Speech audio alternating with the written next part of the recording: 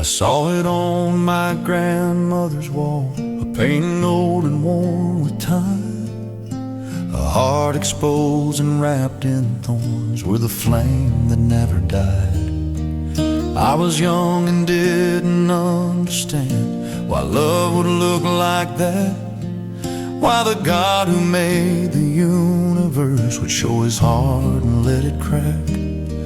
But I've lived enough of life now to know what thorns feel like, to know what it means to love someone who walks away into the night, to know the kind of love that cost you more than you were sure you had.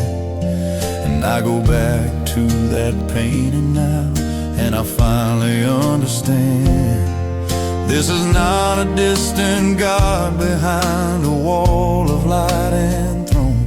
This is a God with an open chest, showing us he's not made of stone. Sacred heart, still beating after everything we've done. Sacred heart, still open for the broken and the numb.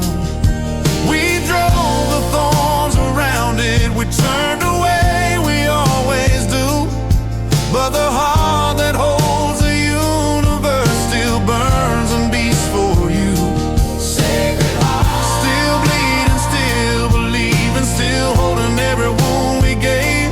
Sacred heart, the love that keeps on giving from the other side of the grave. Sacred heart.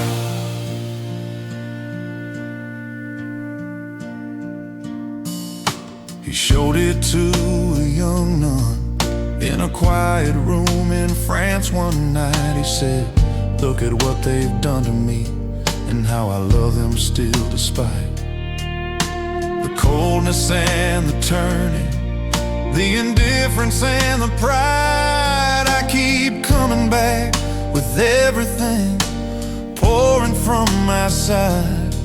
And I think of all the Sunday mornings I walked in without a second thought, all the communions barely present, all the mercies cheaply bought, all the times I took the grace like it cost somebody nothing, and the heart that paid the everything just waited and kept loving. Not a love that keeps a record, not a love that wears out thin, but a love that stands at the door and knocks every time I'm lost again. Sacred heart, still beating after everything we've done. Sacred heart, still open for the broken and the numb.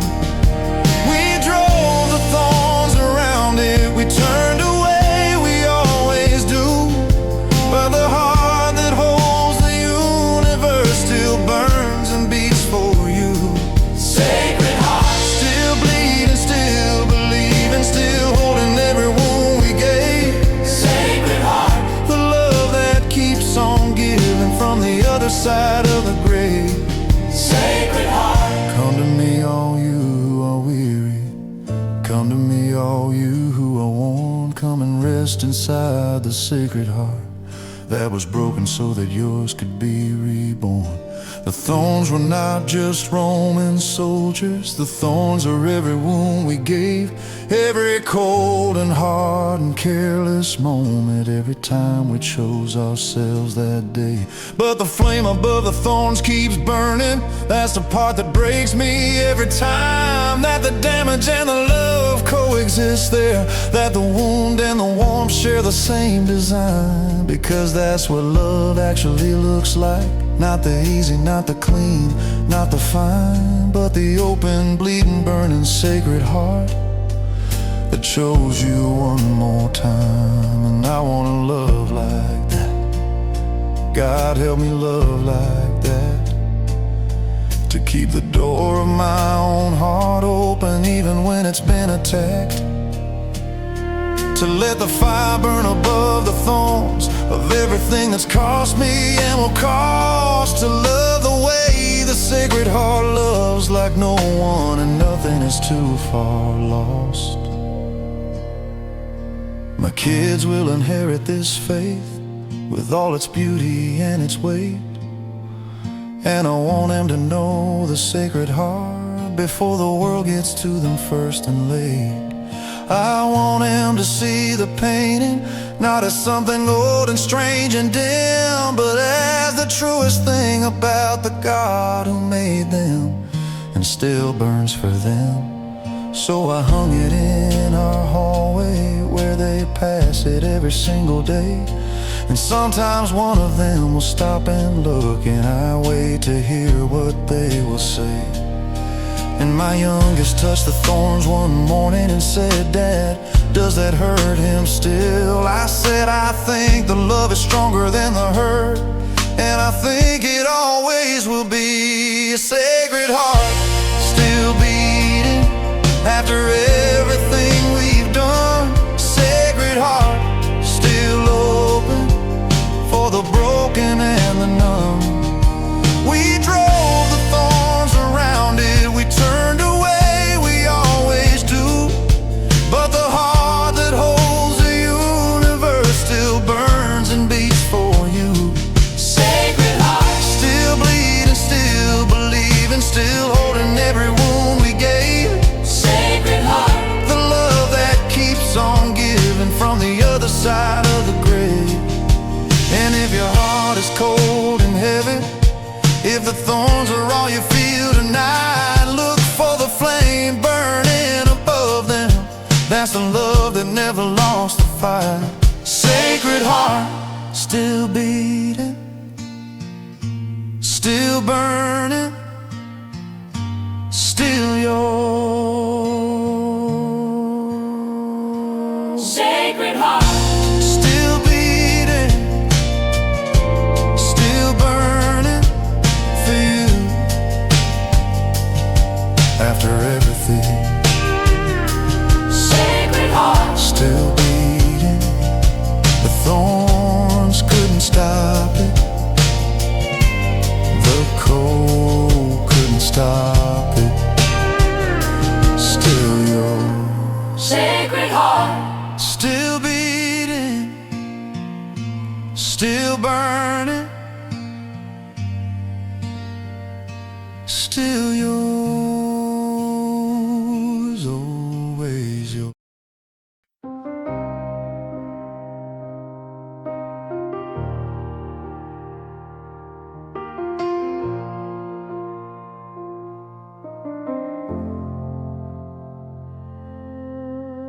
Four days in the darkness, 4 days past the hope of men. His sister stood outside the stone and wept, saying, "Lord, if you'd been here, this wouldn't have to end." And the one who made the morning, who could speak and still the sea, didn't rush to show his power. He sat down in the grief.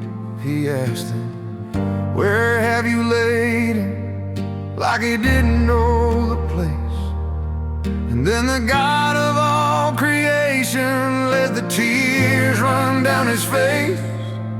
Not a God who watched from distance, not a God too big to weep. He stood outside the tomb and trembled at the thing that death can keep. 4 days gone, and he still came.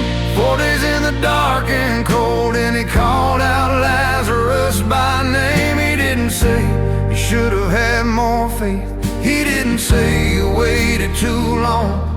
He just stood outside the darkness and he called the dead man home. 4 days gone, he's not too far gone. 4 days gone, it's not too far for him to come.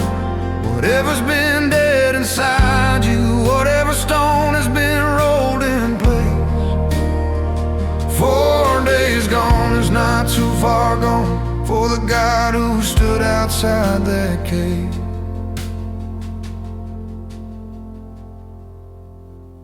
I've had my own 4 days, in the dark of my own tomb. A marriage that had stopped breathing, a faith sealed in a room. A version of myself I buried when the weight got too severe. And I told myself it was just over. Told myself God isn't here. I stopped going through the motions, stopped pretending I was fine. Just sat inside the stone in darkness, counting every day's decline. And the people who still love me stood outside and said their prayers, like Mary and like Martha, wondering why God wasn't there. But he was walking toward the stone the whole time I was counting days. He wasn't late, he was on his way, moving through the grief at his own pace. 4 days gone and he still came. 4 days in the dark and cold, and he called out Lazarus by name. He didn't say you should have had more faith. He didn't say you waited too long. He just stood outside the darkness and he called the dead man home. 4 days gone, it's not too far gone. 4 days gone, it's not too far for him to come. Whatever's been dead inside you, whatever stone has been rolled in place, 4 days gone is not too far gone for the God who stood outside that cave building.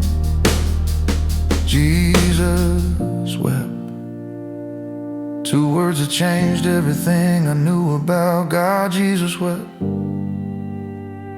Not because he didn't have the power, not because he didn't know the end of the story, but because the people he loved were broken, and broken things break the heart of God.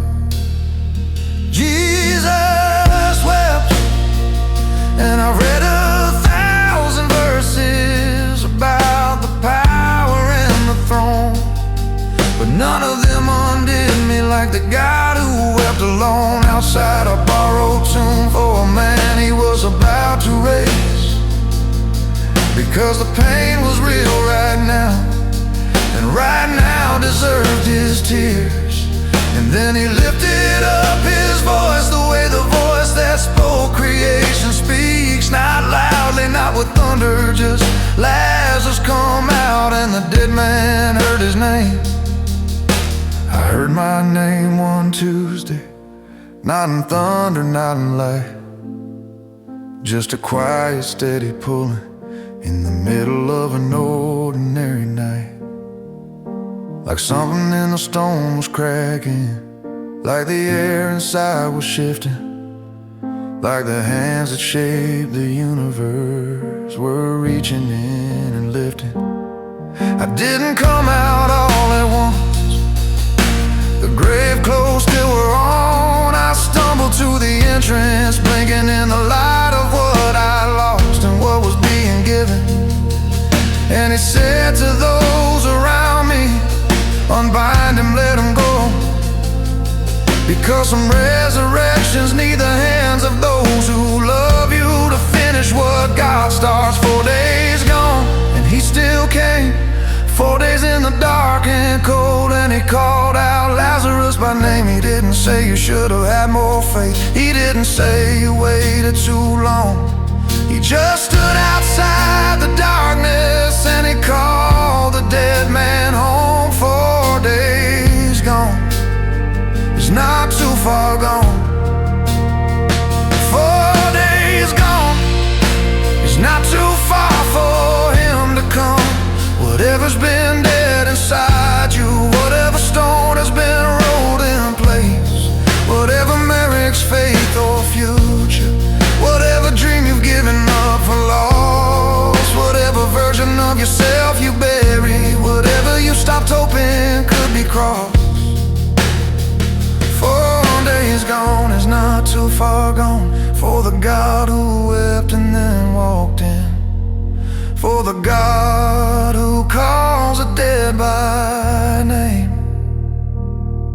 for the God who rolls a stone and calls again. Come out, come out, come out.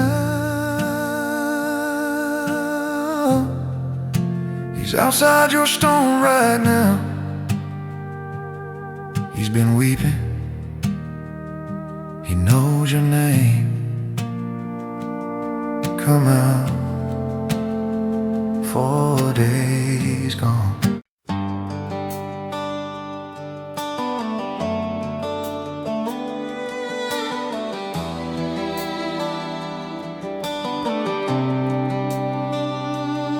It's not always thunder in the sky, not always tears that fall.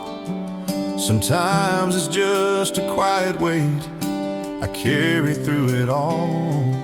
A word I choose to hold inside, a pride I lay back down, a silent yes when no one sees, a lost but holy ground. You never said the road was wide, but you walk right by my side. So I'll take up my cross today, not tomorrow, not halfway. In the small and hidden cost, I will follow through the loss. Every burden, every scar brings me closer to your heart. If this road is where you are, I'll take up my cross.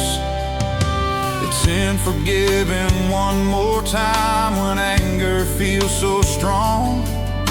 It's loving when I'd rather run. It's choosing right from wrong. It's faith when heaven feels so still, when prayers seem unanswered. It's trusting in the unseen will of my Redeemer. You carried yours of Calvary, now you ask the same of me. So I'll take up my cross today, in the simple, narrow way. When obedience has a cost, I will follow through the loss. Every valley, every start shapes the surrender of my heart. If this road is where you are, I'll take up my cross. It's not the wood, it's not the pain, it's dying to myself again. It's giving up my need to win, to let your kingdom enter in. If losing me means finding you, then break what must be broken through, till all that's left inside my soul is love that makes me whole. I will take up my cross each day, through the storm and through the gray, for the one who bore the loss and turned across to hope. Every step, both near and far, leaves a mark upon my heart. If this road leads where you are, I'll take up my cross. Not my will, but yours be done.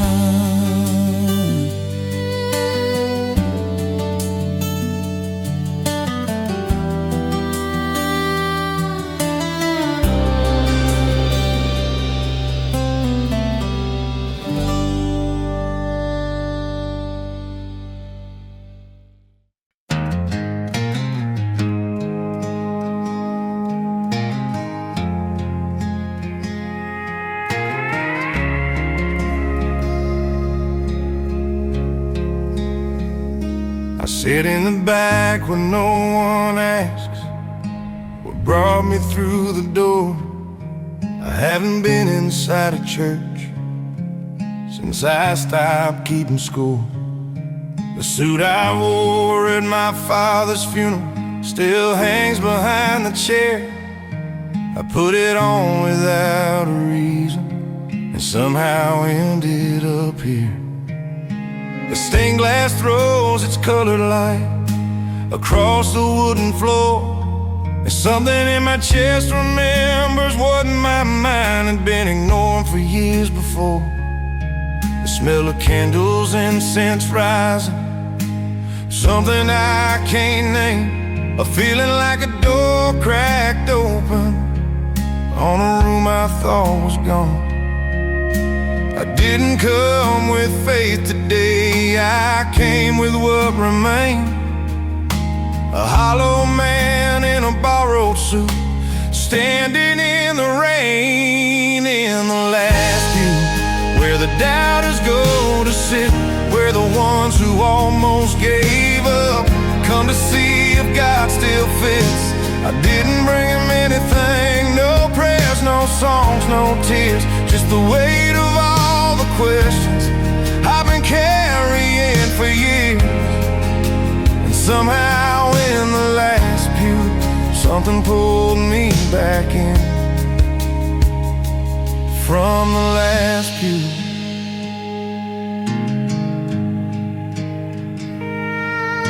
The priest was old and unhurried, he didn't seem to rush.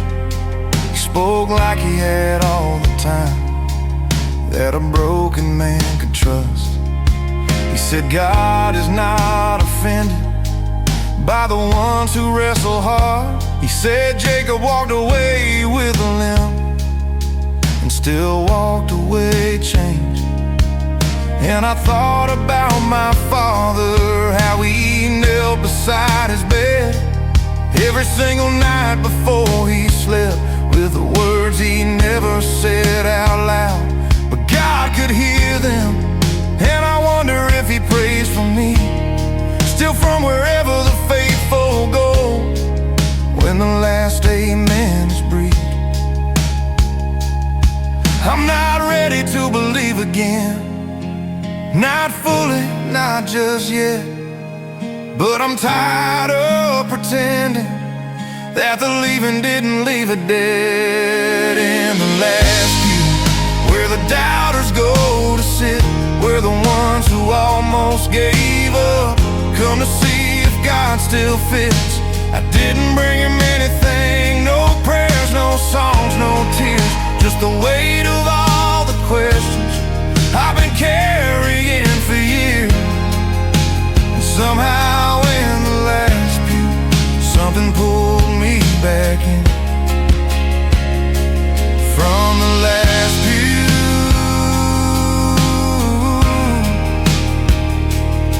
Maybe faith was never meant to be a thing you always felt. Maybe it's the showing up when everything inside you melts. Maybe God sits in the last pew on the days he watches me, waiting for the hollow man to finally let him be.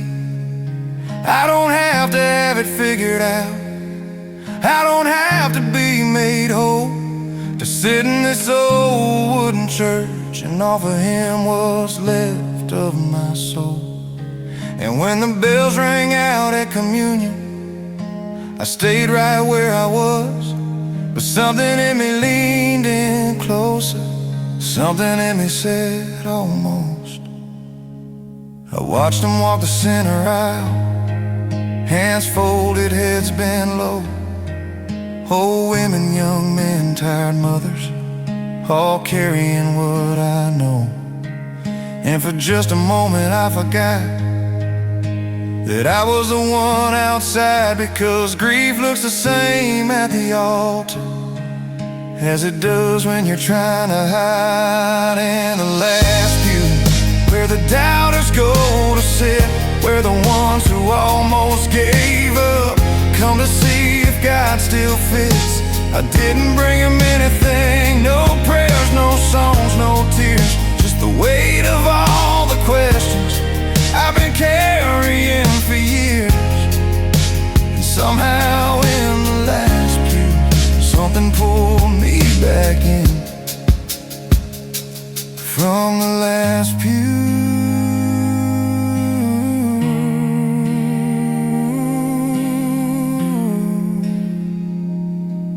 I'll be back next Sunday, I think. God, I'll be back next Sunday.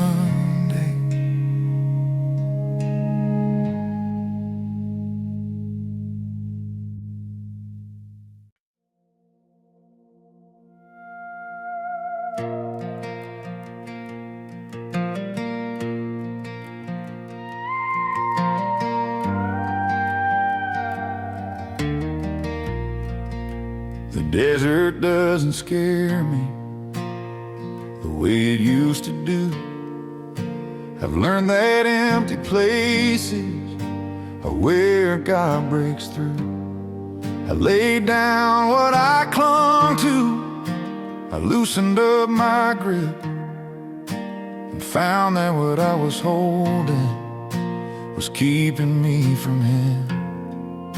The ashes on my forehead have long since washed away, but something in the desert decided it would stay. A hunger deeper than the body, a thirst no water feels, the kind that only comes from kneeling on these 40-day hills. I don't fast to prove I'm worthy, I don't pray to earn my place. I just need the noise to quiet so I can see His face. 40 days in the wilderness, 40 nights on my knees, stripping back the things that hide me from the God who sets me free. I don't need the gold and comfort, I don't need the easy road. Just meet me in the desert, Father. Take everything I hold. 40 days. He went there before me. He knows every stone. He knows how the silence stretches, how the dark feels alone. He was tempted with the easy, with the power and the crown, but He chose a road of suffering so He could walk me down. Every year I wonder if I'll finally understand that the thing I give up for Lent is the thing that holds my hand. More than bread, more than comfort, more than all I think I need is the face of God at Easter, waiting there to set me free. Strip me down to what is holy. Take the clutter, take the noise. Leave me nothing but Your presence. Leave me nothing but Your voice.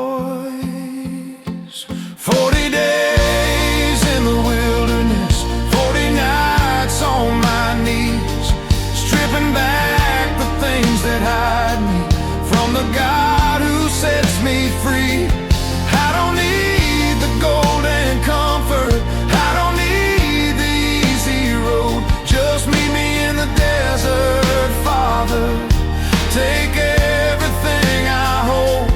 40 days.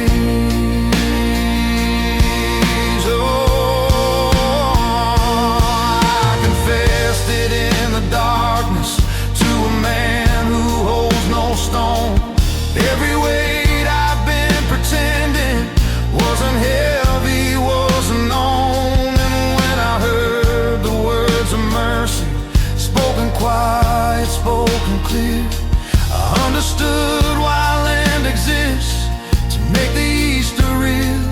'Cause you cannot know the sunrise if you've never known the night. You cannot feel the resurrection if you haven't faced the fight. So I'll walk these 40 mornings with my hands and my heart bare, and I'll trust that on the other side He's already there. The world outside keeps moving, keeps its pace and keeps its noise, but something slows inside me. In these quiet Lenten days, I become a little smaller, a little more aware that the God who shaped the universe still answers when I pray.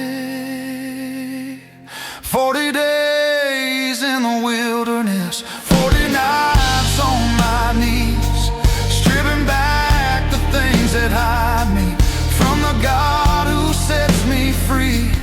I don't need the gold and comfort, I don't need the easy road. Just meet me in the desert, Father. Take everything I hold. 40 days.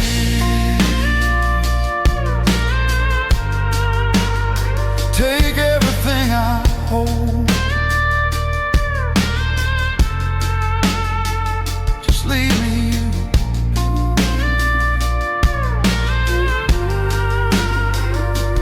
40 days.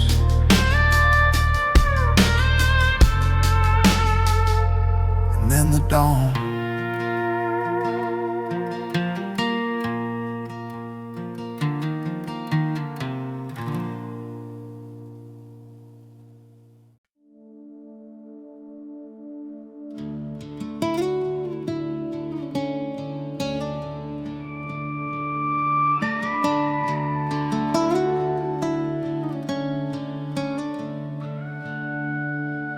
40 days beneath the sky, where shadows stretch and grow, each step a quiet sacrifice on a narrow road below.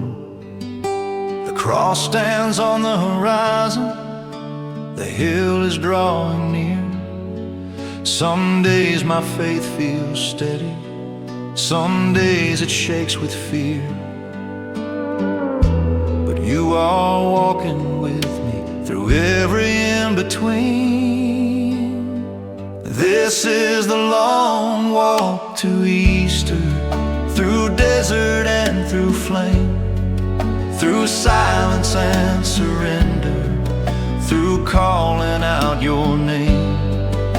It's not the road of comfort, it's not the easy way, but every step of dying leads closer to that day.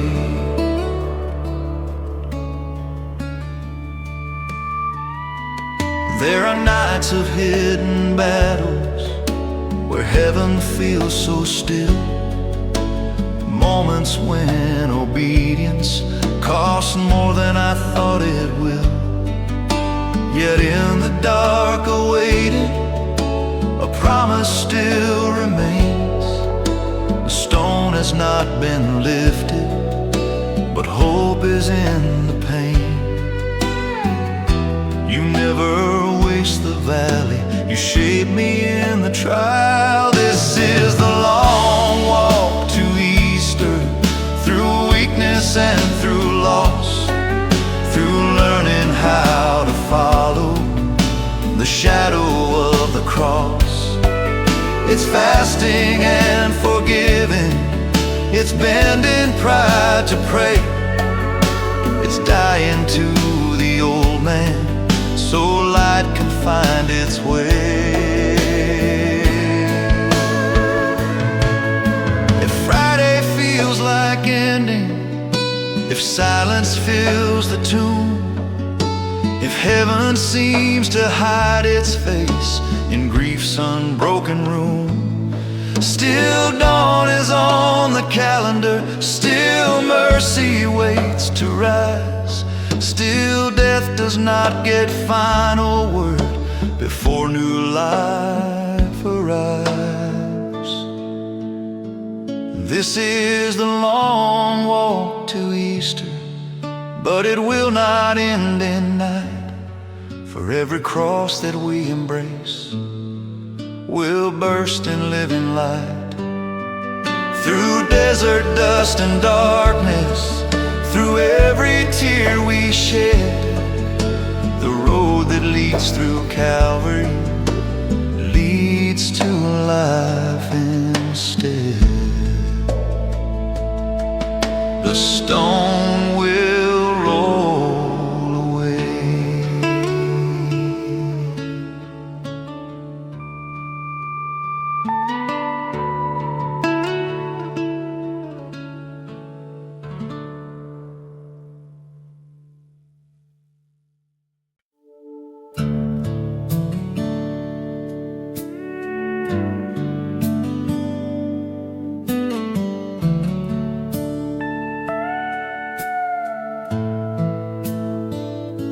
when I don't understand the road, when answers never come, when prayers feel like they disappear into a silent sun,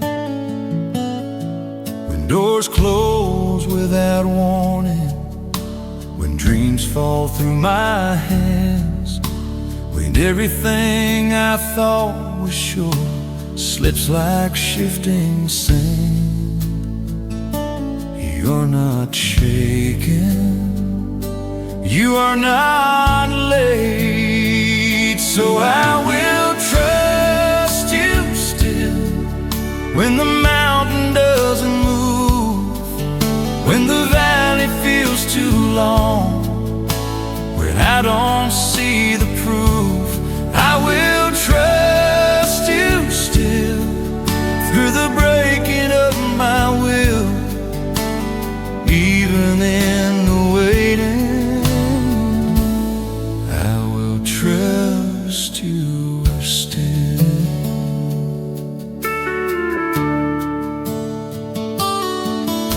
When sickness shadows daylight, when loss cuts deep and wide, when fear begins to whisper lies that hope has slowly died, you hold not surprised by pain, you stand outside of time, you see the ending from the start and call it all divine.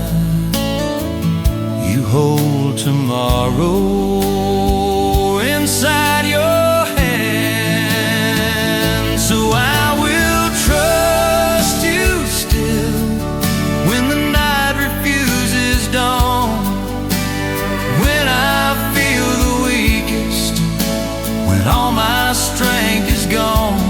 I will trust you still, not because I understand, but because you are my Father, and my life is in your plan. Faith is not a feeling, it's a choice I make, to stand upon your promises when everything can shake. If you are God above the storm, then I have nothing left to fear. Even in the silence, you are near.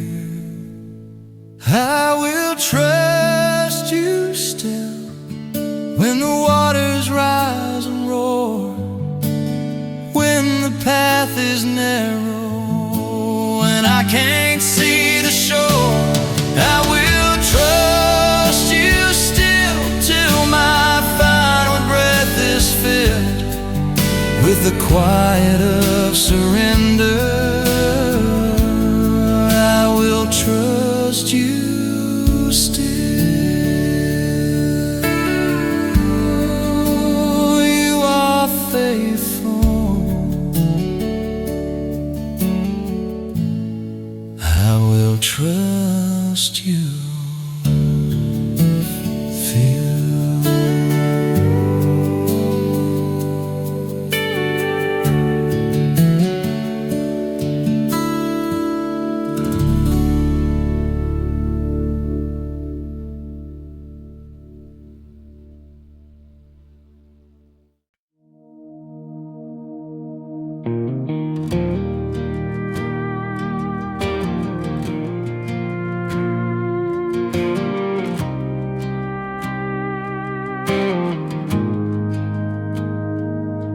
There's a rosary on the dashboard, been there since my father drove this truck.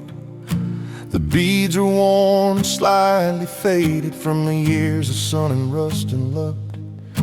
He never made a big production, never preached from any stage. He just hung it on the mirror and let it age. I remember asking what it meant.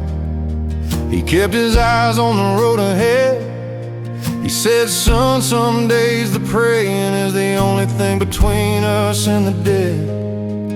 I was 12 and didn't get it, filed it somewhere in the back, but I kept the rosary on the dashboard when the truck passed to my hands. There are things that get inherited that don't show up in any will. The way a man holds on to something when the road gets long and still. The rosary on the dashboard swings with every bend and turn, a small and silent witness to the miles and what they earn. I've driven through the darkness, I've driven through the doubt, I've driven through the seasons when the faith was running out. But every time I almost let go, every time I lost the road, the rosary on the dashboard reminded me I'm not alone. The rosary on the dashboard.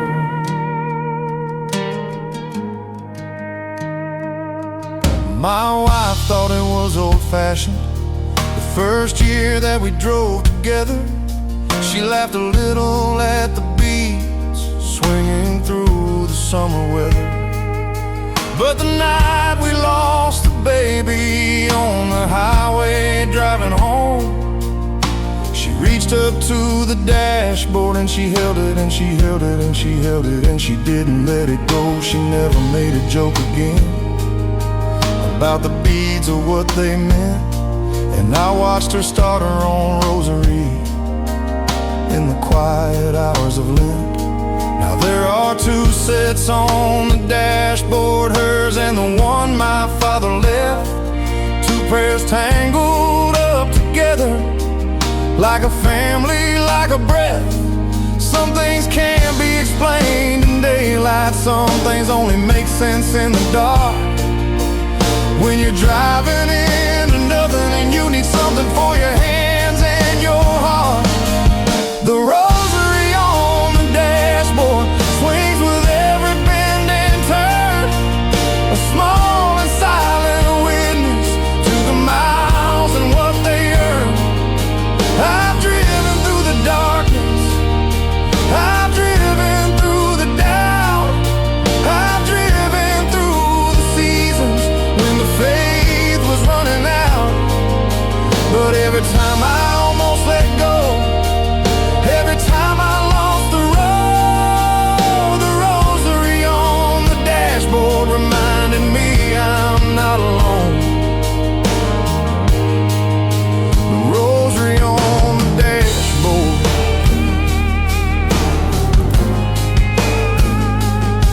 I've seen men with bumper stickers shouting faith from every lane. I've seen churches on the billboard promising to take away the pain. But my father never shouted, he just drove and trusted God with a set of worn-out rosary beads in the long and quiet road. And I think that's what faith looks like most of the time, most of the days. Not a thunderclap or vision, just a man who quietly stays, who shows up in the morning, who drives the miles and prays, who leaves a worn-out rosary for the son who drives his place. Someday this truck will pass again to a set of younger hands, and they'll find the bead still hanging and maybe understand that the people who loved before us left more than land and names. They left the small and holy objects soaked in all their prayers. My son rode in the backseat last Sunday on the way to Mass. He reached up from behind me and he touched the beads and asked. He said, "Dad, whose rosary is that one?" I said, "That one was your grandfather's son." He said, "Can said when your time comes, he'll understand the answer when the road gets long enough. When he needs something in the darkness, something small and strong enough to remind him that somebody prayed this road before him clear, and that God was on the dashboard every mile of every year. The rosary on the dashboard swings with every bend and turn, a small and silent witness to the miles and what they earn. I've driven through the darkness, I've driven through the doubt, I've driven through the seasons when the faith was running out. But every time I almost let go, every time I lost the road, the rosary on the dashboard reminded me I'm not alone. 2 sets of beads now hanging where one set hung before. The rosary on the dashboard is a prayer worth passing on. The rosary on the dashboard. Hail, Hail Mary, full of grace, miles and miles of grace.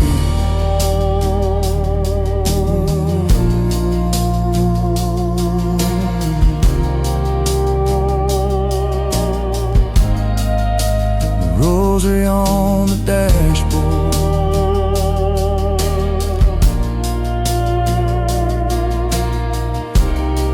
Keep swinging all the way home.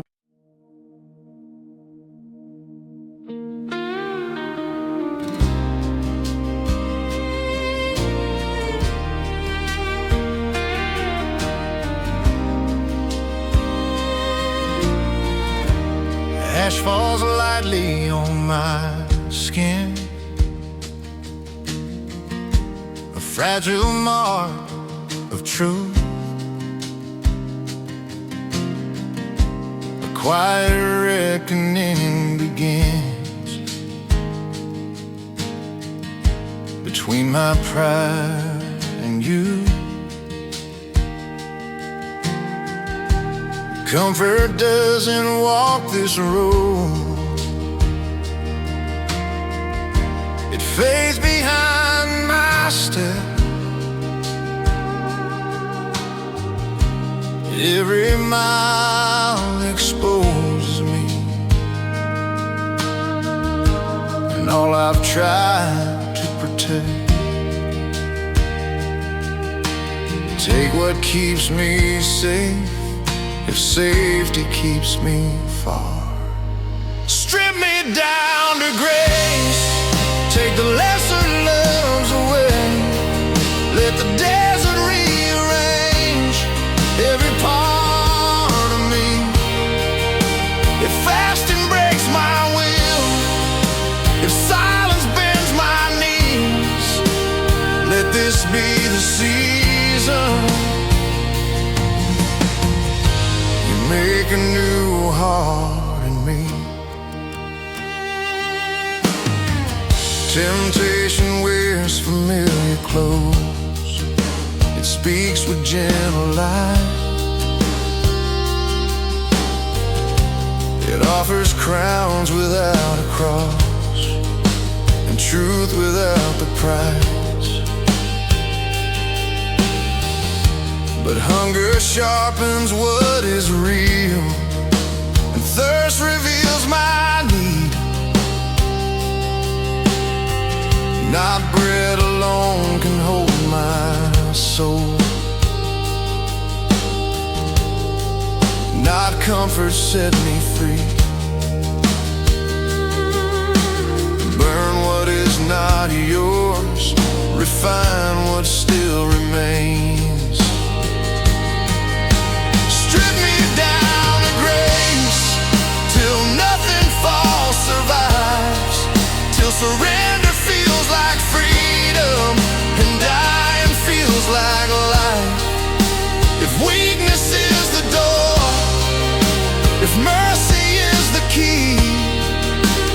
Let this be the season you remake all of me.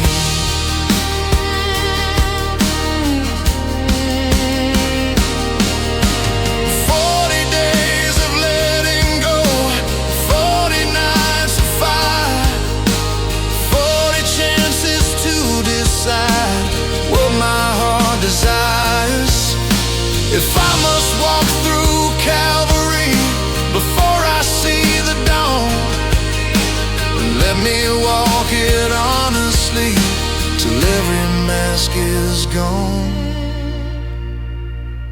Strip me down to grace, from ashes into flame, from everything I used to be into your holy name.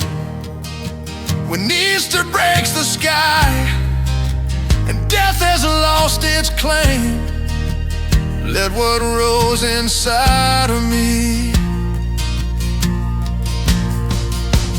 never be the same. From ashes to grace.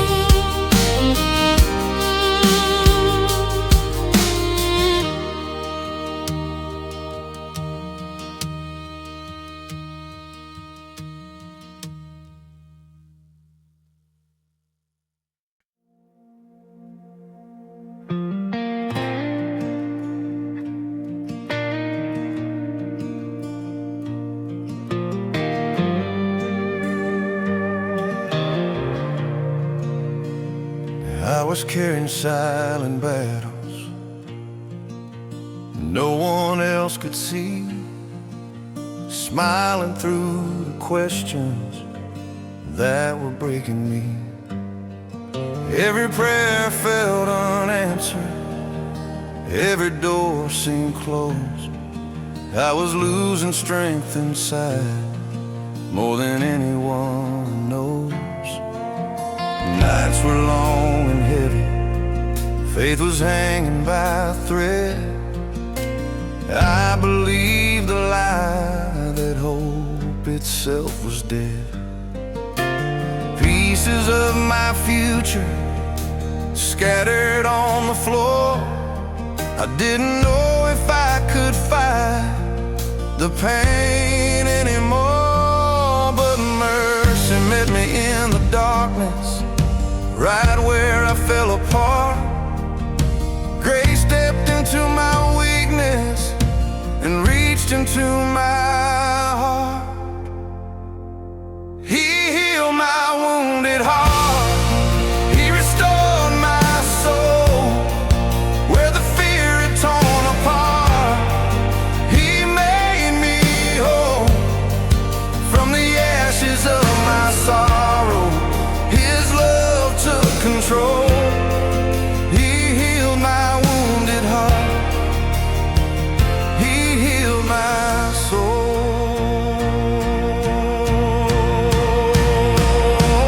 Now with thunder from the heavens, now with fire in the sky, but with quiet, steady kindness that never passed me by. He carried every burden I was too afraid to show, and planted seeds of healing where only pain would grow. By his scars I found redemption, by his cross I found my name. What was broken he reclaimed, what was dying he made new again. He healed my wounded heart. He restored my soul, every shattered part he made whole. Now I stand in resurrection, no longer alone. He healed my wounded heart. He healed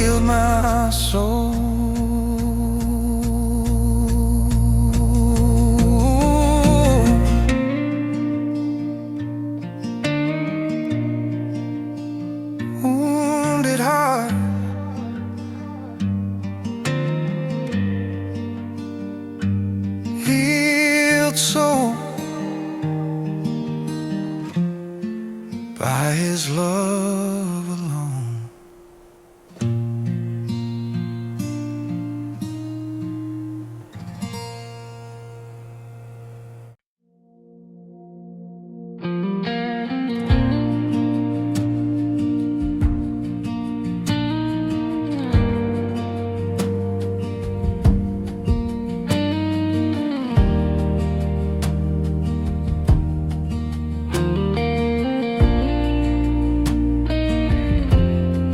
We wrote our vows on a Saturday in front of God and everyone we knew.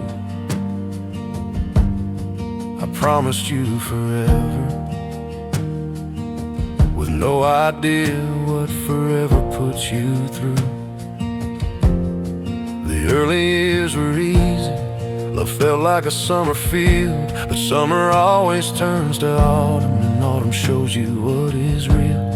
The arguments we never finished, the silences too long, the nights I slept beside a stranger wondering where we went wrong. But we had made a promise, not just to each other standing there. We had made it to a witness bigger than the flowers and the air. And somehow that made leaving harder, and somehow that kept me in the room, because a covenant is different from a contract you can choose. Built to last, not built for easy, built for the seasons only love survives. Built to last through the cold and dark December, through the years that tested things alive. We didn't vow to always feel it, we vowed to always choose to stay. Built to last is the only kind of love worth building. Built to last is the only kind worth the wait.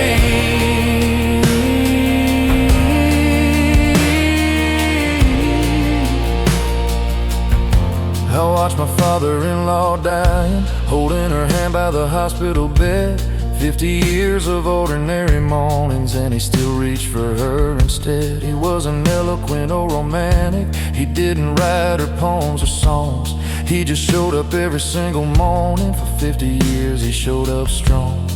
And when I asked her after what made a marriage go that long, she smiled and said, we both decided that walking out was never an option, son. She said, love is not a feeling that you wait to come and go.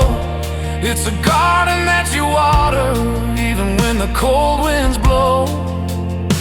And I carried that home with me, and I looked at you that night, and I chose you like it was our wedding day. I chose you in the fading light. Built to last, not built for easy, built for the seasons only love survives. Built to last through the cold and dark December, through the years that test the things alive. We didn't vow to always feel it, we vowed to always choose to stay. Built to last is the only kind of love worth building. Built to last is the only kind worth the wait.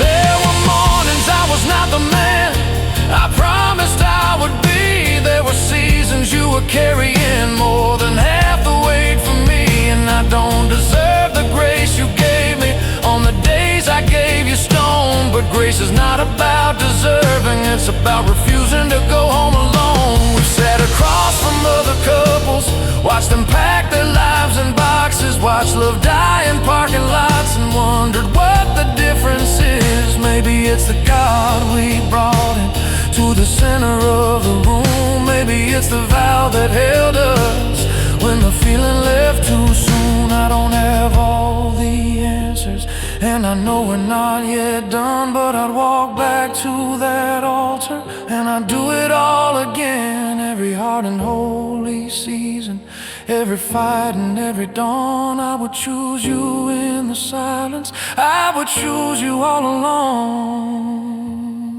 Our kids have seen us argue, and they've seen us make it right. They've seen their parents struggling and surviving through the night.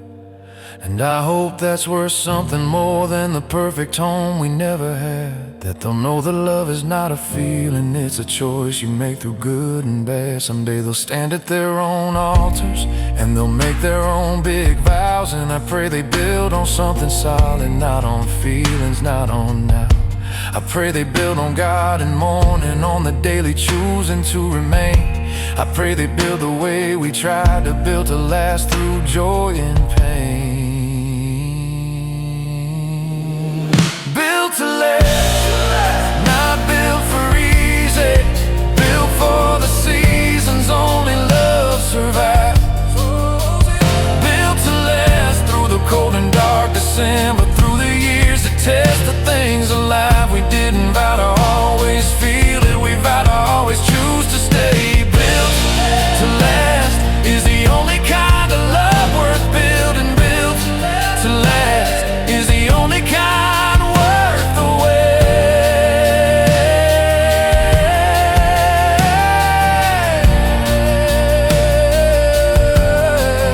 I choose you again on every hard morning. I choose you again,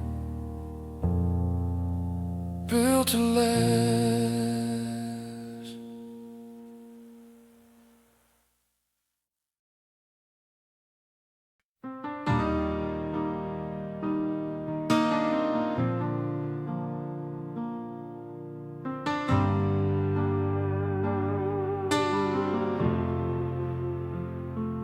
They left Egypt with a promise and a long and desert road. But somewhere in the middle of the wilderness and the cold, they forgot about the chains they've been wearing all those years, and started missing what they left behind through the filter of their fears. The manna on the ground each morning started tasting like complaint. They said, God, is this the freedom that you promised to your saints? No bread, no water, nothing but this same dry ground each day. And in the moment of their grumbling, the serpents found their way. There are serpents in the desert that we summon with our doubt, that we feed with every murmur, every time we can't see out. And the poison isn't just in the bite, it's in the lie that says God brought you here to die. Look up from where you're lying. Look up from the desert floor. Look up, stop looking at the dying. Look at the one they lifted up before. He didn't take the serpents away, he gave something stronger than the venom sting. He gave mercy on a wooden post, he gave everything. Look up, just look up and live. 2,000 years of walking since that desert full of sand, and we're still the same old people with the same complaints in hand.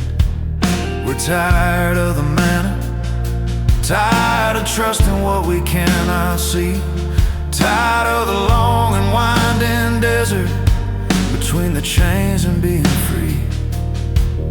And the serpents come so quietly in the middle of the night, in the bitterness and envy, in the losing of the fight, in the slow and creeping poison of a faith that's turned to stone, in the voice that says you walk too far already, turn around and go back home. But God has never promised that the serpents won't be there. He promised something better than removing every snare. promised that the antidote was stronger than the bite, that mercy beats the poison every single time. Look up from where you're lying. Look up from the desert floor. Look up, stop looking at the dying. Look at the one they lifted up before. He didn't take the serpents away, he gave something stronger than the venom sting. He gave mercy on a wooden post, he gave everything. Look up, just look up. When you lift up the Son of Man, then you will know that I am. When you raise him on the timber, like the serpent on the pole, then the poison in your desert meets the mercy of his soul. And I think about that hillside where they raised him in the air, and the whole world's venom gathered in the body hanging there. And the ones who looked upon him dying in that desert sky didn't find the serpents gone, but found something to keep them alive. Because he is the bronze serpent, and he is the wooden post, and he is the upward looking when the poison matters most. Not a God who clears the danger from the path before our feet, but a God who hangs above it, who says, look up, I am complete.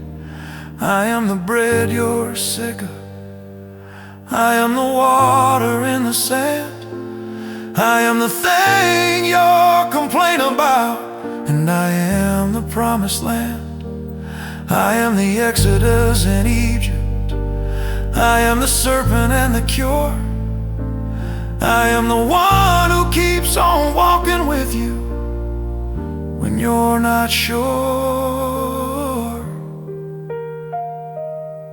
I've been flat on desert ground more mornings than I'd like to say, when the faith felt like a burden, not a light to show the way.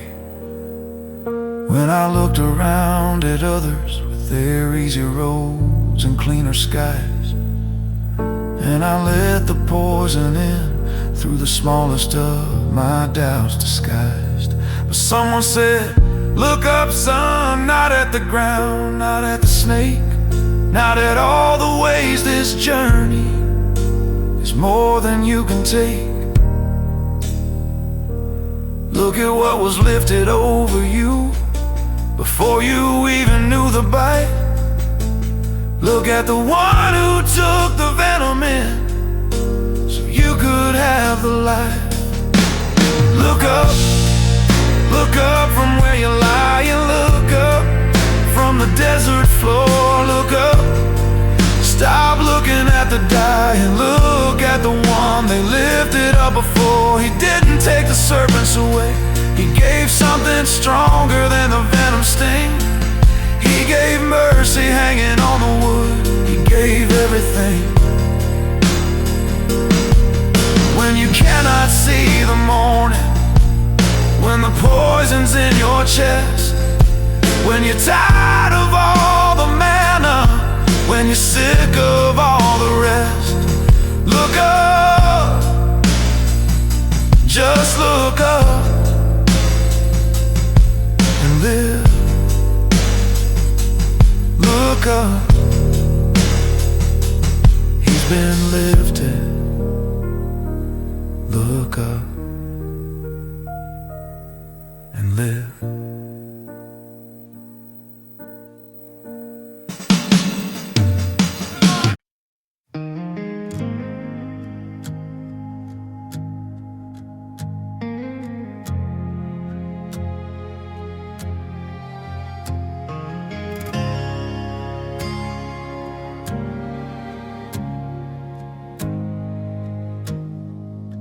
My grandfather worked the same land for 50 years without a complaint. He'd rise before the sun was thinking about getting up and start. He didn't talk about religion the way men talk about it now. He just planted and he waited, and he trusted in the how. He said the land will teach you everything that a sermon never could. That patience isn't something that you learn, it's something that you do. You put the seed into the darkness, and you wait through cold and rain, and you trust that what you bury will become something again. I was too young then to hear it. Now I turn it over in my hands, like the soil he used to work through, like a man who finally understands what the harvest knows that the winter couldn't show, that the death inside the season is the only way to grow. You can't rush the ground to open, you can't force the green to rise, but if you plant in faith and patience, what was buried will survive. That's what the harvest knows. That's what my grandfather showed, that every dying thing in darkness is a promise yet to grow. What the harvest knows. He'd walk the roads at golden hour, running his hands along the wheat, checking what was coming in and what the week had brought to be. He never seemed to worry the way a younger man would do. He said, I did my part already, the rest belongs to something true.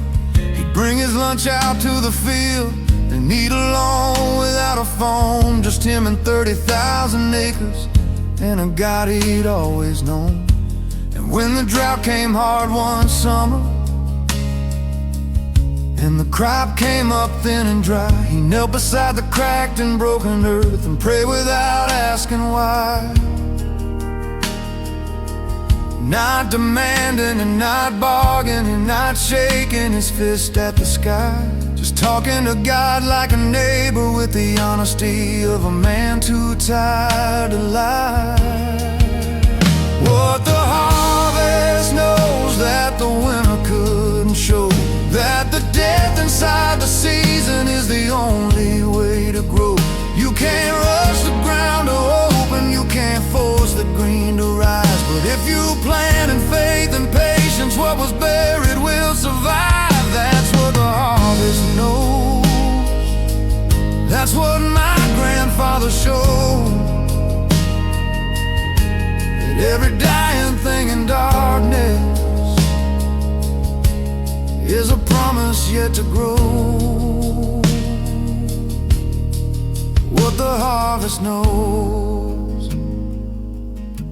I've read the words of theologians, I've sat in conference halls and heard men with degrees debate the nature of resurrection from the dead. But I understood it in a cornfield at the age of maybe 8 or 9, watching green push through the winter like it had no doubt, like it had no time for second guessing what the ground could hold or whether spring would keep its word. My grandfather just knelt beside it and he listened and he heard the same thing every farmer hears if they're quiet long enough to know that the God who made the seasons, made the dying and the letting go, made the fallow and the fruitful, made the cold that comes before the green, made the patience in the planting and the faith in the unseen. And he taught me without teaching me, by just living what he knew, that the cross is like the winter and the Easter morning always comes back through. He's been gone now going on 12 years. The land passed to my father's hands, and my father passed it down to me with all its rocks and reprimands. And every spring when the ground softens and I walk the rows alone at dawn, I hear him in the silence of the soil, I hear him in the way the light comes on. I do my part and trust the rest, I plant my seed and pray. I watch the green push through the cold a little more with every day. I think about the things I've buried in the darkness of my own hard years, the grief, the doubt, the dry and fallow seasons, and how the green always reappears. What the harvest knows that the winter couldn't show, that the death inside the season is the only way to grow. You can't rush the ground to open, you can't force the green to rise, but if you plant in faith and patience, what was buried will survive. That's what the harvest knows, that's what my grandfather showed, that every dying thing in darkness is a promise yet to grow, that the cross is like the winter and the tomb is like the ground, and the Easter always follows every time the seed goes down. What the harvest knows, planted in the dark,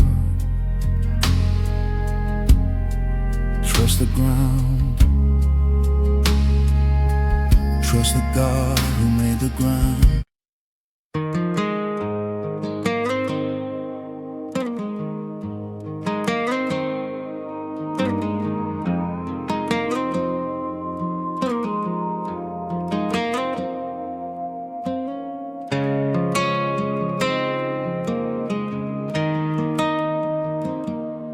I left the church at 22 with a list of reasons why.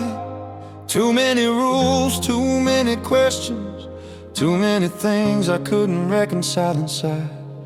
I told myself I'd find God somewhere else, in the mountains or the sea, in the freedom of a Sunday morning that belonged entirely to me. And for a while it almost worked. The sky was big enough to hold whatever shape I needed God to be, whatever story I was told. But somewhere in my 30s, when the freedom lost its shine, I started driving past the churches, slowing down without a reason every time. You can't unfeel the thing you felt before you knew enough to doubt. You can't unlearn the God who held you before you figured your own way out. It's a long way home when you've been gone for years, when the road back feels like surrender and surrender feels like fear. I went the long way home, through the wilderness and pride, through the seasons of not knowing what was missing from inside. But the door was always open and the light was always on, and grace met me on the long way. Grace met me on the long way home.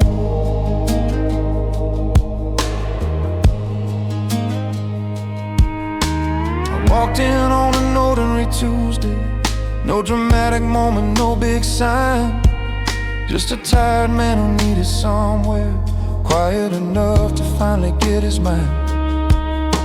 The church was nearly empty, late afternoon, no mass, no crowd, just the candles and the silence, and the space to say things out loud. I didn't kneel immediately, I sat in the back and looked around at the crucifix above the altar, at the familiar and unfamiliar sound of my own breathing in a sacred space. After years of keeping God at length, and something in the stillness said, I've been here the whole time, take your strength. Maybe doubt was never the opposite of faith. Maybe it was faith that hadn't found its legs. Maybe the years I spent in the wilderness were the years that burned away the dregs. It's a long way home when you've been gone for years, when the road back feels like surrender, and surrender feels like fear. I went the long way home, through the wilderness and pride, through the seasons of not knowing what was missing from inside. But the door was always open, and the light was always on, and grace met me on the long way. Grace met me on the long way home.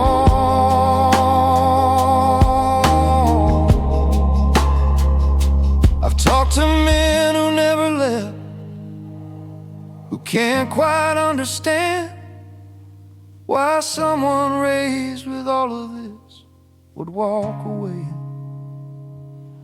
I don't blame them for the question, I can barely answer it myself, except to say that sometimes people have to put the faith up on the shelf and live inside the absence long enough to feel the weight of what it means to be without it, long enough to see it straight.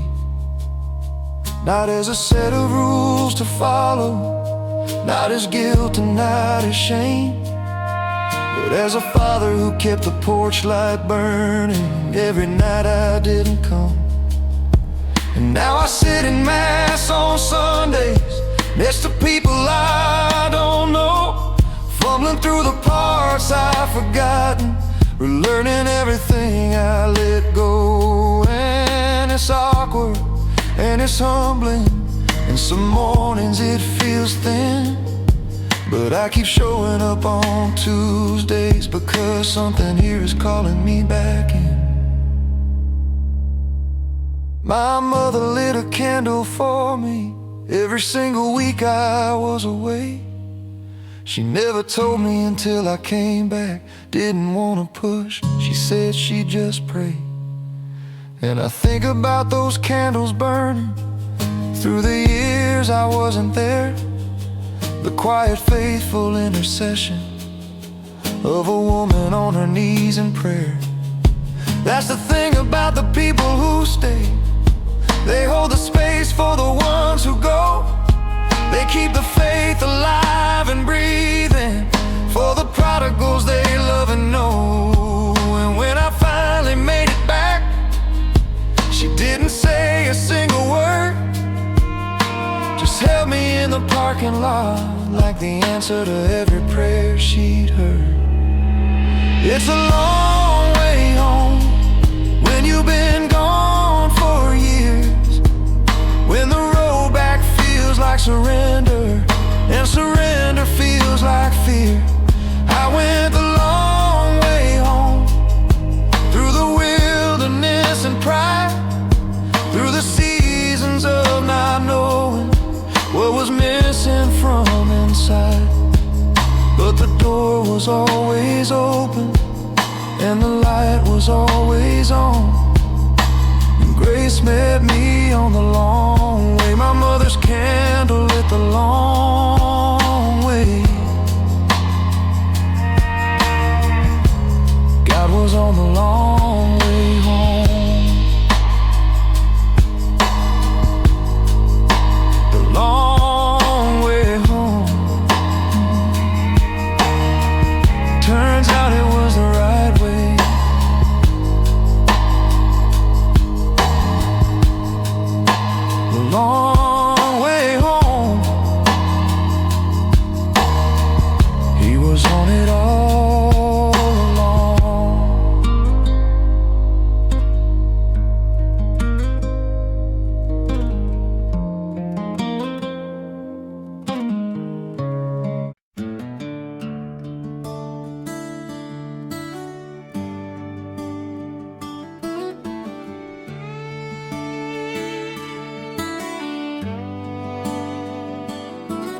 He saw you from a distance long before you turned around.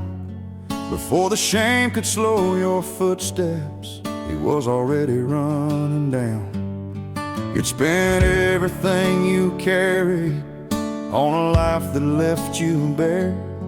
You chased the wind through empty cities, looking for what wasn't there. The laughter faded into silence, the friends all disappeared. And in the wreckage of your choices, you forgot that he was near. You don't have to clean yourself up, you don't have to fix the years, you don't have to have the right words ready, you just have to appear. Come home, the light is on, never once went dark. Come home, the table's set, there's a place kept in his heart. You can come with all your broken, every scar and every wrong, every road that led you nowhere, every night that felt too long. The Father's at the doorway, arms wide open, standing strong. Come home, the light is on. The older brother's watching with a stone behind his eyes, counting every year of service, measuring it against your life. But grace was never meant to be a thing we ration out in lines. It falls on those who least deserve it, like the rain falls on the vines. The ring is on your finger, the robe is on your back.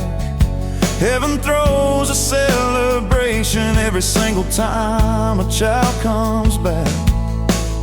You don't have to earn the welcome, you don't have to prove you've changed. Just lift your eyes toward the horizon and let him close the range. Come home, the light is on, it never once went dark. Come home, the table's set, there's a place kept in his heart.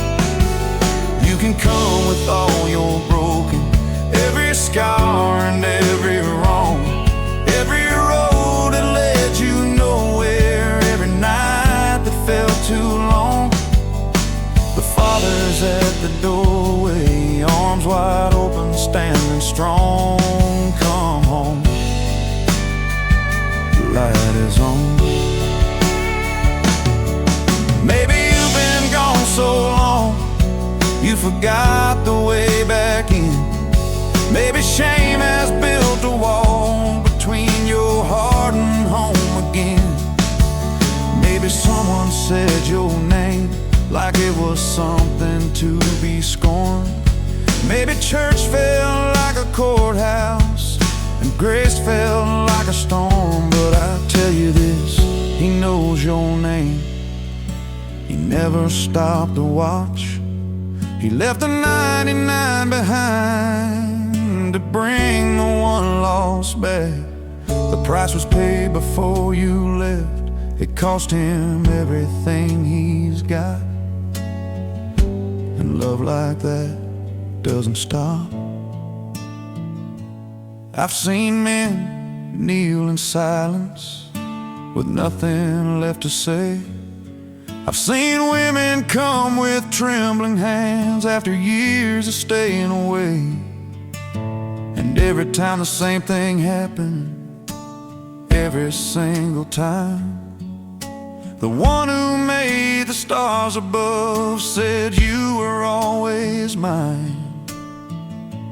Come home, the light is on, it never once went dark. Come home, the table's set, there's a place kept in his heart. You can come with all your broken, every scar and every wrong, every road that led you nowhere, every night that felt too long. The Father's at the doorway, arms wide open, standing standing strong. Come home, the light is on. Come home, you've been gone long enough. Come home, you never stopped loving you. Just come home.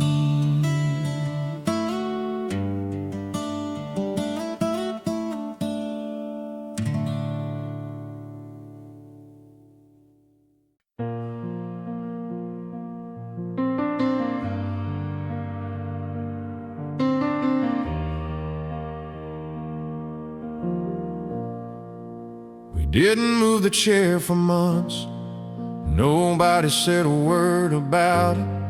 It just stayed there at the table head, like we couldn't bear to doubt it. That maybe if we left it there, the house would still feel whole, like the empty chair was holding what we couldn't hold alone.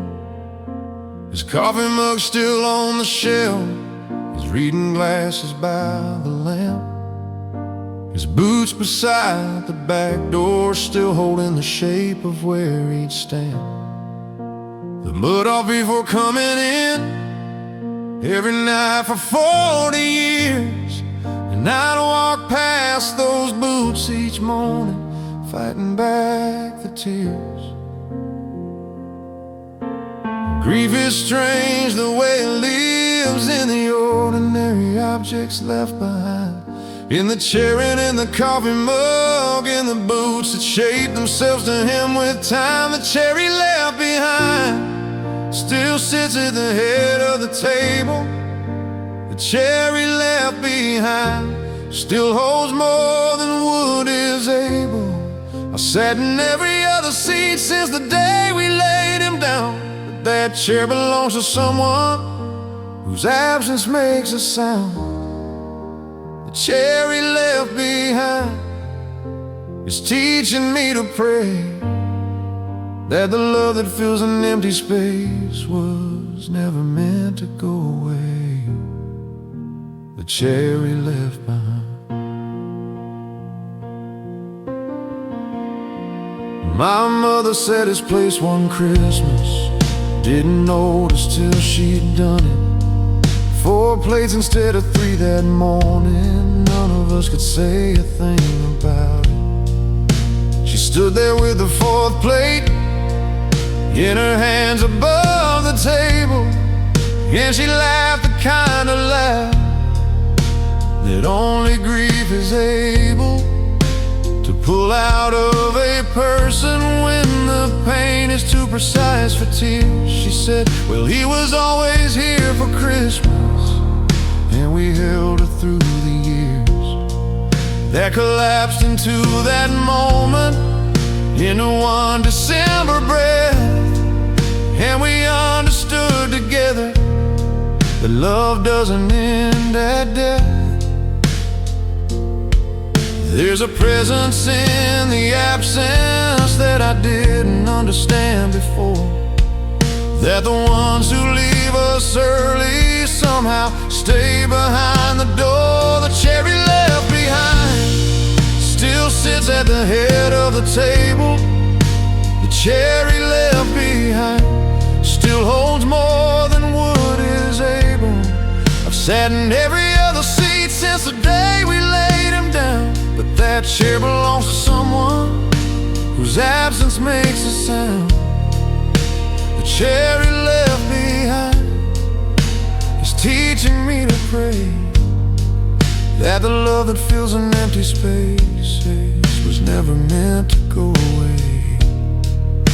The chair he left behind. There's a feast described in Scripture where no seed will be left cold, where the ones who left the table early will be seated, will be whole, where the Father sees the Son returning while he's still far down the road, and the chair that sat there empty will be filled and overflow. And I think about that table every time I see his chair. And I think about him seated somewhere I can't follow yet, but where the greed becomes a compass pointing to the place we're going, and the chair becomes a promise that the separation isn't permanent, just growing until the day we sit together at the table that has room for everyone, where the empty chairs are filled with light and death is finally undone. And my Father takes his rightful place, not at the head of our small table, but at the feast of something greater than our grief was ever able to contain. My son sits in that chair now. When he comes home from college in the fall, he doesn't know what it costs me every time I watch him in that hall, walking to the kitchen easy in the way that young men are, and not knowing that the chair he chose is carrying the weight of all we are. I haven't told him yet the story of the months we left it standing empty there. Some things you learn by living, not by being told to be aware. But some quiet Sunday morning, when the light is riding soft and slow, I'll pour us both a coffee, and I'll tell him what he needs to know. The chair he left behind still sits at the head of the table. The chair he left behind still holds more than wood is able. My son sits in it now some mornings, and the circle bends around. 3 generations at one table, and my father in the sound of the laughter and the coffee and the love that keeps its ground. The chair he left behind is not a place of loss anymore. It's a place where we remember what we're living toward. The chair he left behind. Save me a seat, I'll be there. Save me a seat. The chair he left behind.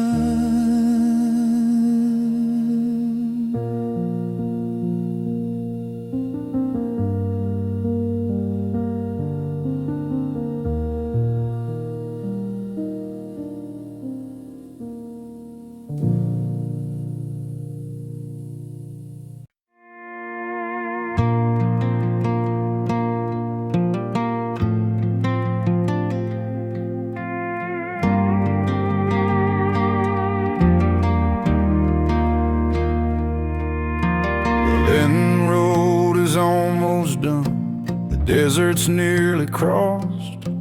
I walk these 40 mornings, counting everything I've lost. Not the things I gave up willingly, but the things that fell away. When the silence got so honest, I had nothing left to say. I came into this season with a list of what to fix, but God had other plans for me than my spiritual tricks. He didn't want my sacrifices, he didn't need my discipline. He just wanted me to sit still long enough to let him back in. Now the week is coming, the holiest of all, when heaven holds its breath again before the curtain falls. Almost Easter, almost morning after dark, almost the stone rolled away, almost the open heart. I can feel it in the distance, like the dawn before the sun. Almost Easter,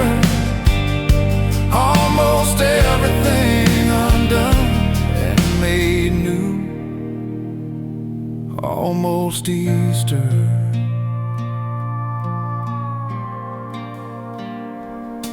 Holy Monday came with questions.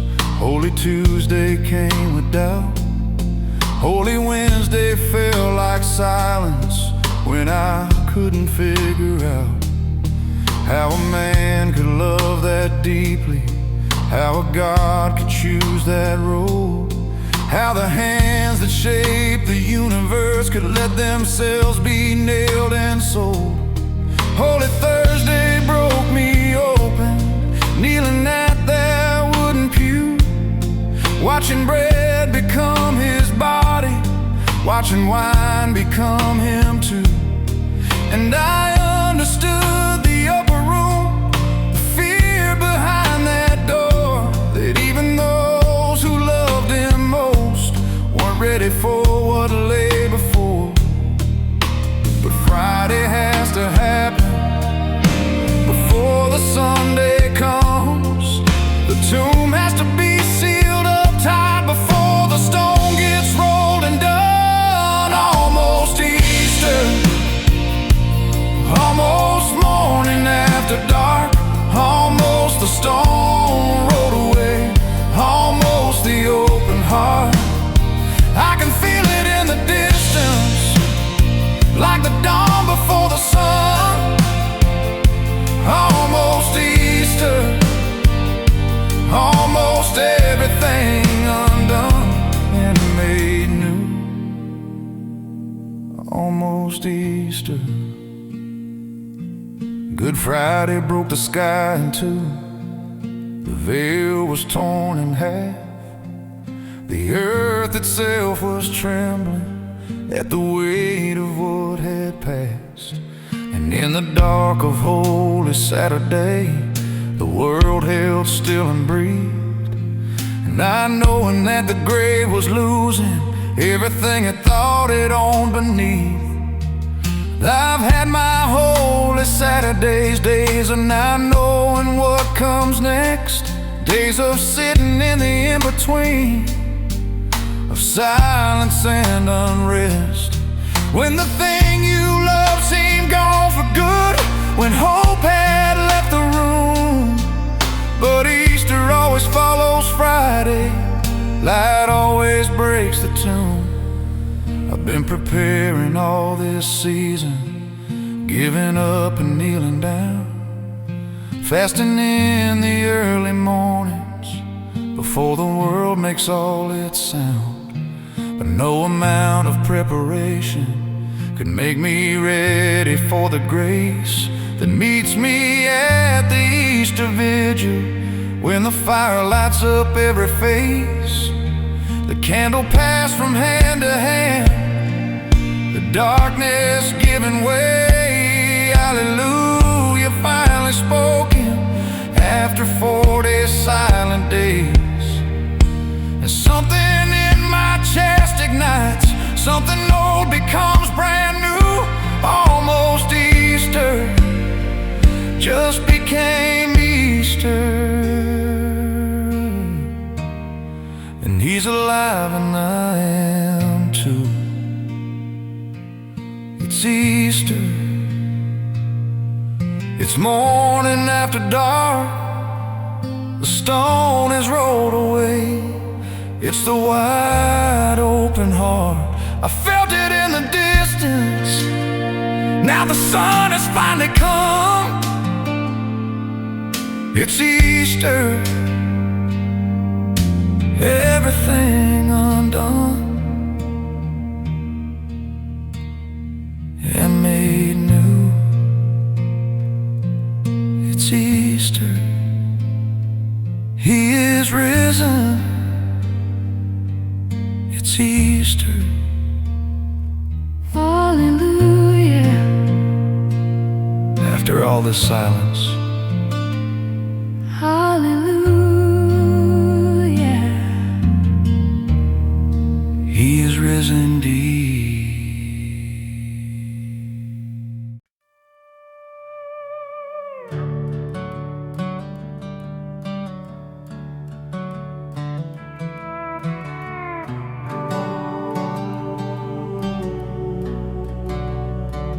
told me to be strong. At the graveside in the rain, they said he's in a better place now. Like that helps with all the pain. I shook 100 hands that day, said thank you, I'm alright. Then I drove home through the darkness and fell apart that night. I sat out on the porch for hours, couldn't go inside the house because his chair was at the table and his coat was on the couch. And I'm not the kind of man who knows what tears are for, so I just sat there in the cold, not knowing anymore. Nobody taught me how to grieve. Nobody showed me that it's okay to fall completely to pieces and bring the pieces to God and say, I don't know how to grieve. I don't know where it goes. I don't know how to carry what this kind of sorrow holds. I don't have the right words. I don't know how to pray. I just know I'm broken open in a way I've never been. And God, if you're still listening, I need you to step in. I don't know how to grieve, but I know you do. I went to Mass that Sunday, didn't want to, but I went. I sat in the back row hiding every ounce of grief I meant. And when they read about the raising of the man 4 days in the tomb, I felt something crack inside me, like a window in a dark room. Not because the pain went anywhere, it didn't, it was still there, but because the God I prayed to had stood outside a grave and wept. He didn't quote the scriptures, he didn't give a speech, he just stood there in the open and he let the grief speak. Maybe that's the whole permission that I needed all along, to know that God himself has wept and weeping isn't getting it wrong. I don't know how to grieve. I don't know where it goes. I don't know how to carry what this kind of sorrow holds. I don't have the right words. I don't know how to pray. I just know I'm broken open in a way I've never been. And God, if you're still listening, I need you to step in. I don't know how to grieve, but I know you do. I've seen men hold it together until it breaks them something terrible. I've seen the ones who never cried pay for it in ways not visible. The drinking that starts quiet, the anger with no name, the distance in a marriage that nobody can explain. And I think we were all handed a lie somewhere along the line, that a man who shows his sorrow is a man who's left it all behind. But David wept in the Psalms, and Job sat in the ash, and Jesus stood at Lazarus' tomb and let the tears come fast. So I'm learning something different now than what I learned to be, that the strongest thing I've ever done is kneel here and let myself grieve, that the bravest prayer I've offered had no words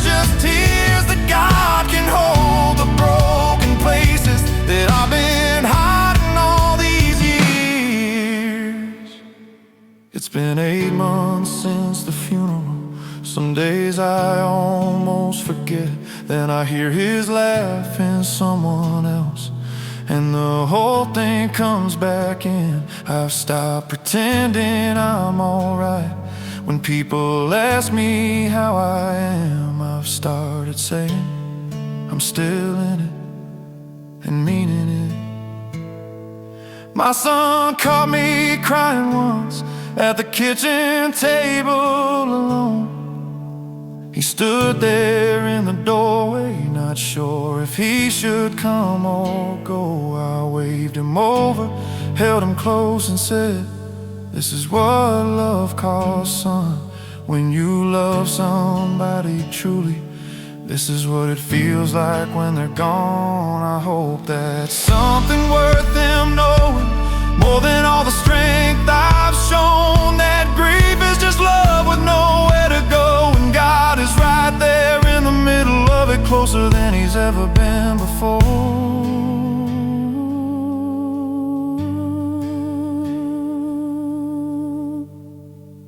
I don't know how to grieve, I don't know where it goes, I don't know how to carry what this kind of sorrow holds. I don't have the right words, I don't know how to pray. I just know I'm broken open in a way I've never been. And God, if you're still listening, thank you for stepping in. I didn't know how to grieve, but you did. You always did. Jesus wept.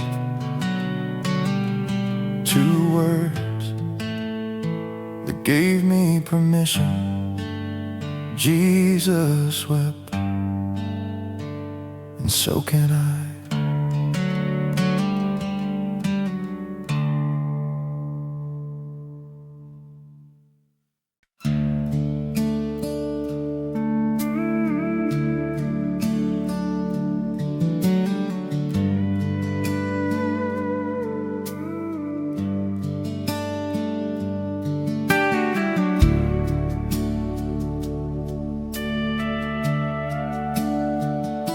Before the world had seen her face, before her name was known, a silent grace was poured like light upon a child unborn.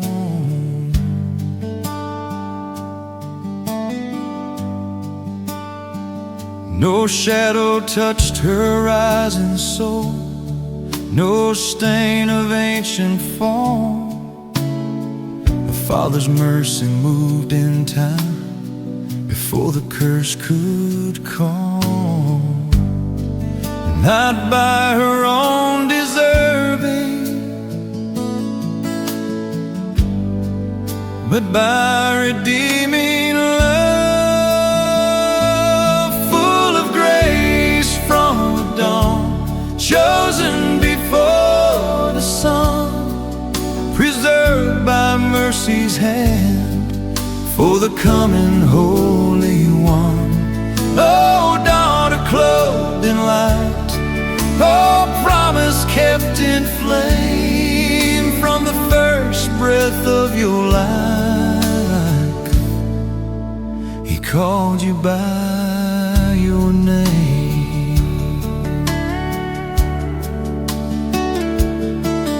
Not distant from our human pain, not lifted far above, but first redeemed by saving grace through future saving love. The serpent's head beneath her feet, the ancient lie undone, a new beginning softly grew before her life begun, prepared to bear the Savior,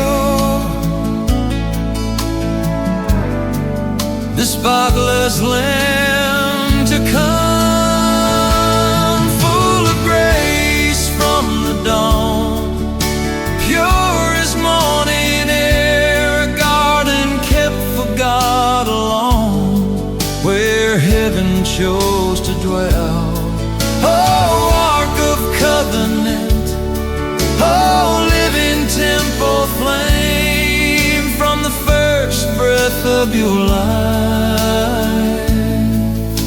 He called you by your name.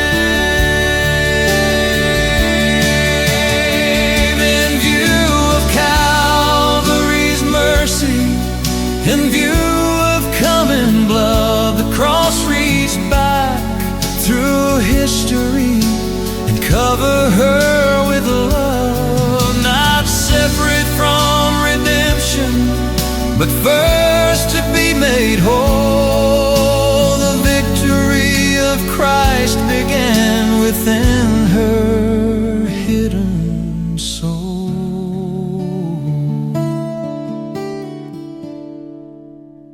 Full of grace from the dawn, bright as the Eden stars, the new creation quietly beating in her heart. Oh, Mother undefiled, oh, mercy's perfect sign, from the first breath of your life, you were the Lord's design. Full of grace,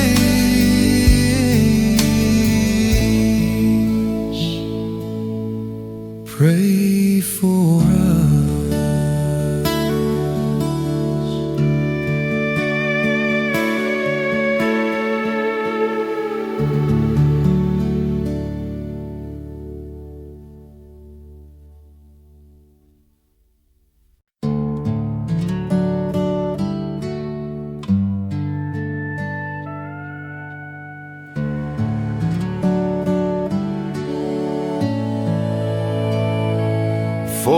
Days beneath the sky, where silence strips away the noise that fills my restless heart and leads my soul astray. No crown of ease, no feast of pride, just ashes on my head. A fragile man before his God, on living daily bread. Strip away what blinds my eyes, burn away disguise. Lead me through the desert, Lord, where only truth remains, where hunger turns to holy fire and mercy falls like rain. Break the stone around my heart till grace can enter in. 40 days to lose myself and rise with you again.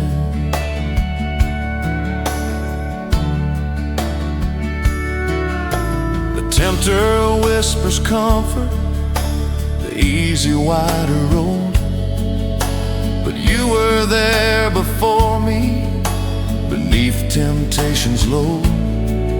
You fasted in the wilderness, you faced the darkest lies, and showed that strength is born within when self and pride both die.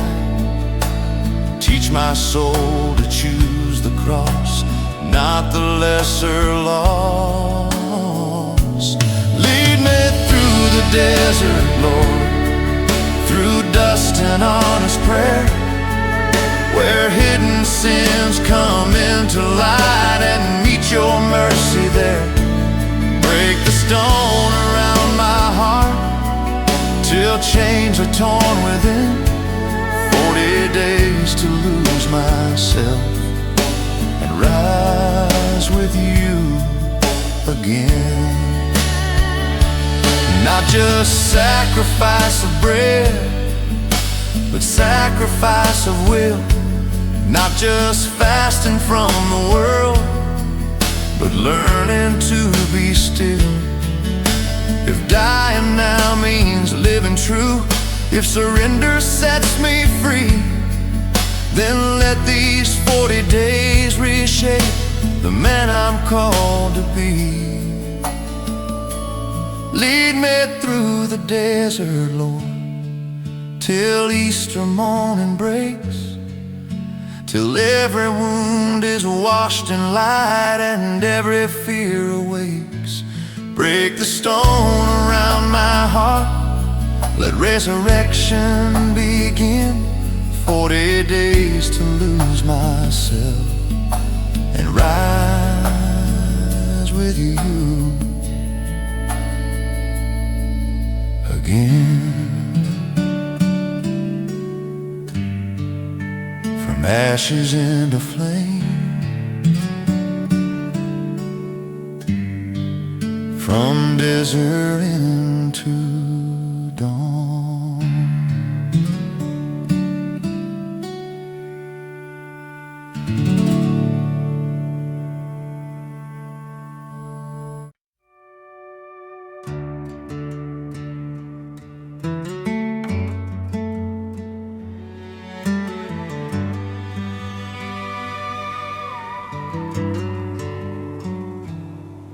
The night was long and unforgiving, heavy on my chest. Every dream I ever carried laid to rest. I was drowning in the silence of prayers I couldn't pray, watching all the light I knew slowly fade away.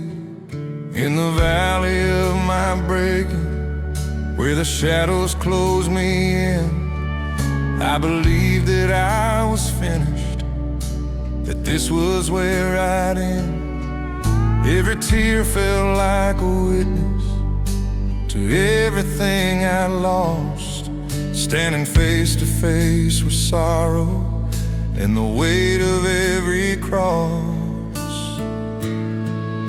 But even in the darkness, a promise still remained. Love was right in purpose through every drop of pain. From pain was born hope, from sorrow came grace. From the darkest night shone the Savior's face. What I thought would end me became my open door. From pain was born hope, and I fear no more. The stone I thought was final was never meant to stay. Morning broke the silence and rolled my fear away. What felt like devastation was resurrection's start. The cross became the healing of my shattered heart.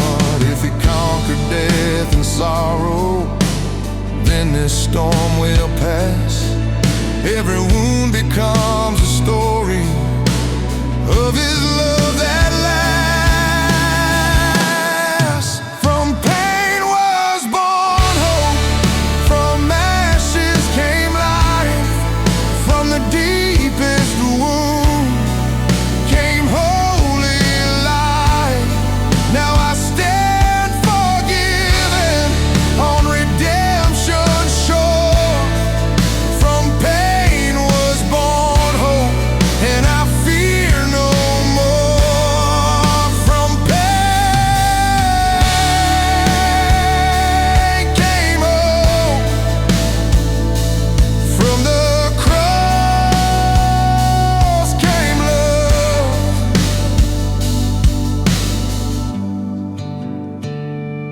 From pain came hope, from the cross came love.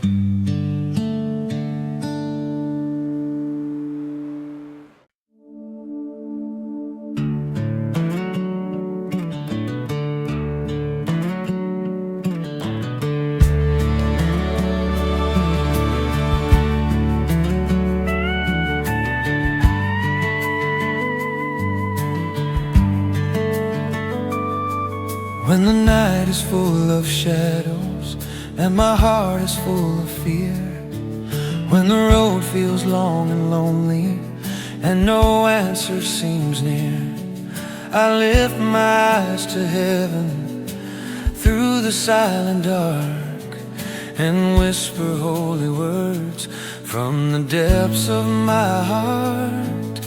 Mother of mercy, hear my cry. Under your mantle, cover me, hold me in your purity. When storms are raging wild and strong, keep my fragile faith alone. Under your mantle, let me stay, guide my steps along the way until I rest in perfect light. Under your mantle tonight.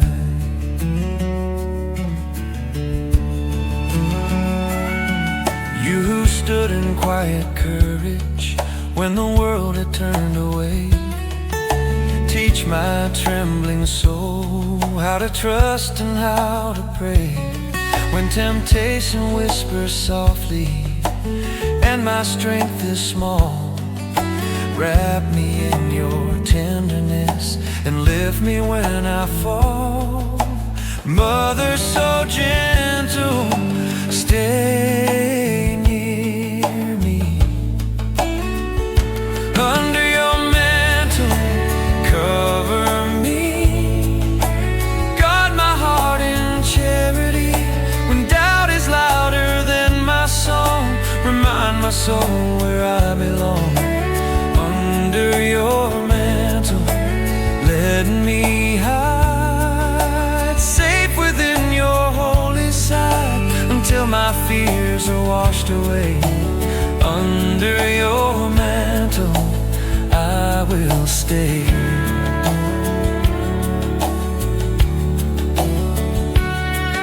You lead me to your Son, you always point the way. In every trial, every cross, you teach my heart to pray.